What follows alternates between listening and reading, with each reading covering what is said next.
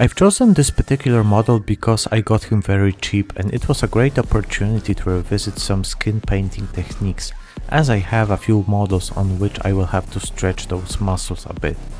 On the other hand, it is always a great thing to develop by introducing some new various concepts. So before we move into the video, I would really appreciate if you could have a look at my channel. I have more than 90 videos of different format, painting clips, some techniques, shorts as well. There is quite a chunky list of videos where I struggle to paint. As you can also see, there is a whole list of shorts in which I show some current things that I am working on and the history of the miniature models. I would really like some time to show most, if not all of them. I try to post a few shorts every week and a long format video as quick as it is ready. So leave a comment, like, share, subscribe, I will really appreciate it. Also, please have a look at my Patreon, it would really help me with moving on and getting better quality videos out. Every new Patreon will also get a gift from me. There is a Discord channel ready and there will be many other stuff for all of you guys. There is also an Instagram account, go there and spread the love.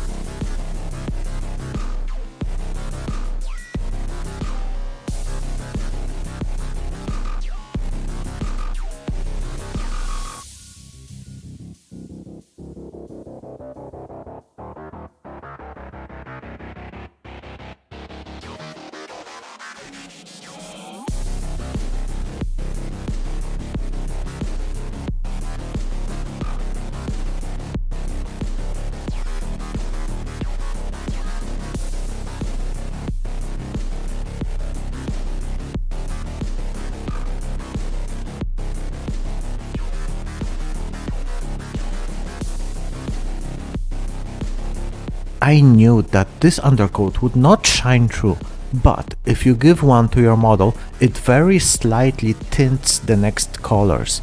For example, if I would give him a very dark blue base on the black paint, all of the next colors would slightly go into a cold shade.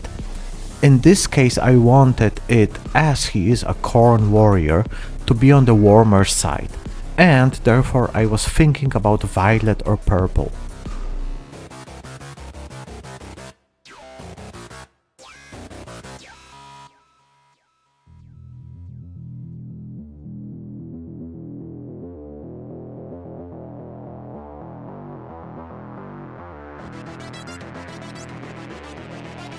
You can of course do it all with a brush, but as I already had the airbrush ready, I opted for this way. If you would like to know how I painted the skin in steps, go to my latest short. It is described in more detail there.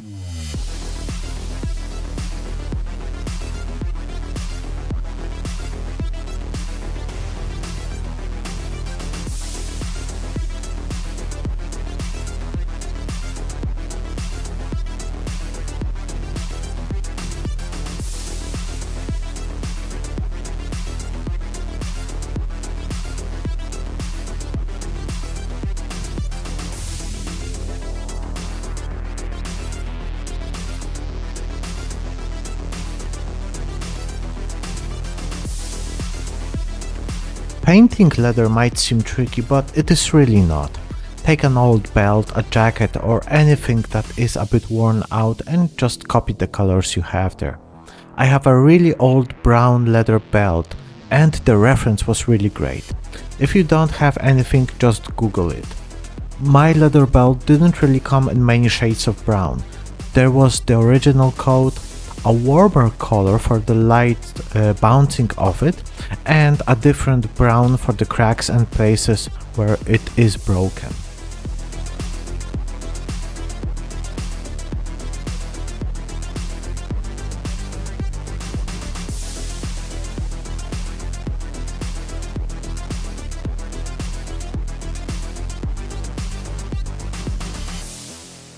Just to clarify a bit, NMM is still kind of a mystery to me.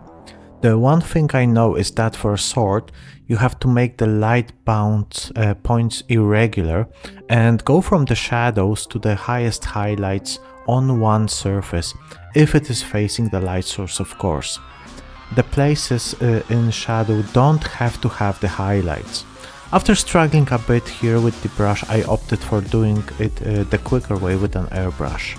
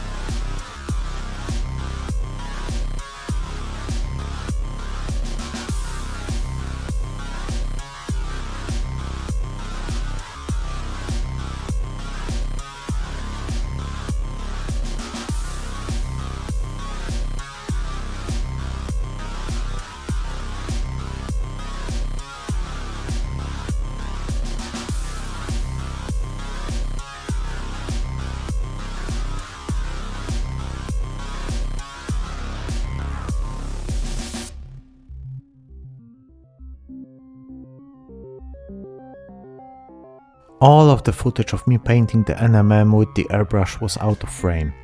Sorry for that.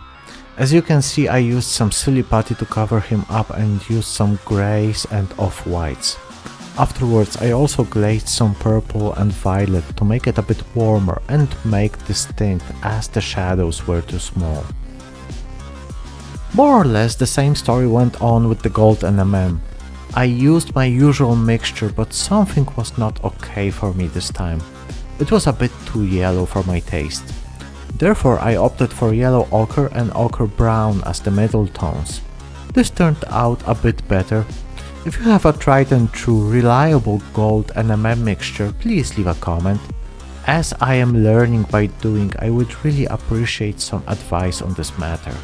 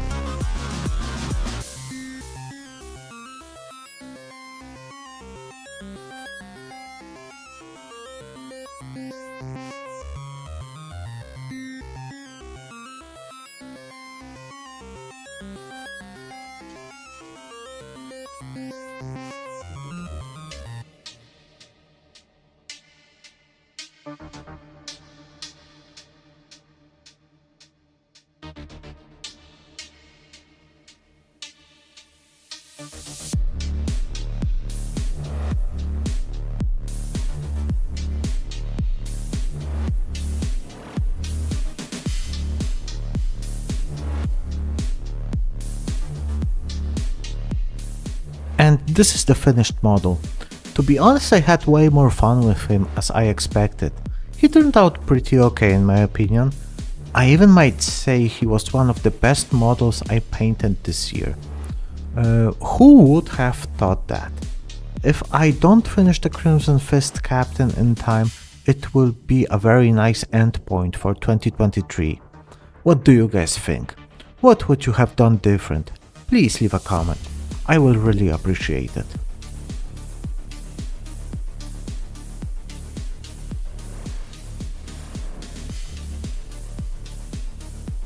And don't forget to share, like and subscribe, and see you in the next one.